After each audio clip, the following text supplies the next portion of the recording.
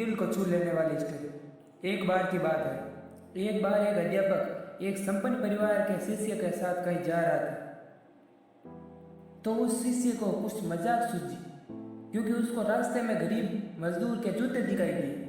उसने अध्यापक जी से कहा, अगर हम इन जूतों को छुपा दें तो कितना मजा आएगा।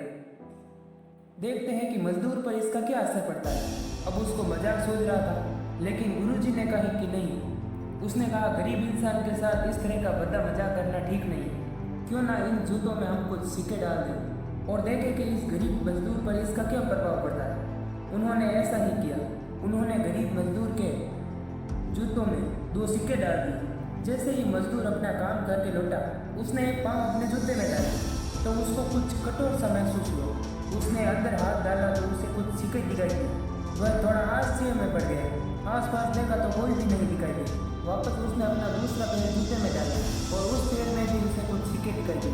अब दोनों जूतों के सिक्कों को अपने हाथों में रखा और कहा, प्रभु, पता नहीं किस भले मनुष्य ने यह सिक्के मेरे जूते में छिपाए, लेकिन जिसने भी छुपाए उसको मेरी दुआ है, ताकि मैं इन पैसों से मैं अपने बच्चों और पत्नी के लिए कुछ खाना और दवाएं ला सकूं। और इतना बोलकर वह चला गया।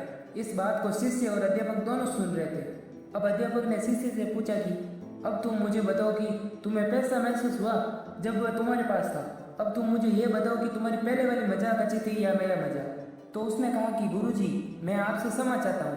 अब मुझे समझ में आ गया है कि सच्ची खुशी किस चीज़ में है। जब हम किसी का मजाक पल का आनंद मिलता है, लेकिन इससे हमें बदुआ मिलती है।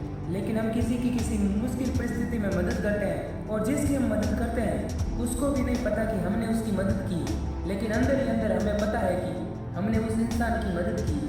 यही सच्ची खुशी है। जब हम दूसरों को खुशी देते हैं तो हमें खुशी मिलती है। और दान करते रहिए, जिसके भी आप काबिल हैं। जितना भी आपसे बन पड़े दान करें, लेकिन दान जरूर करें। जय हिंद, जय भारत।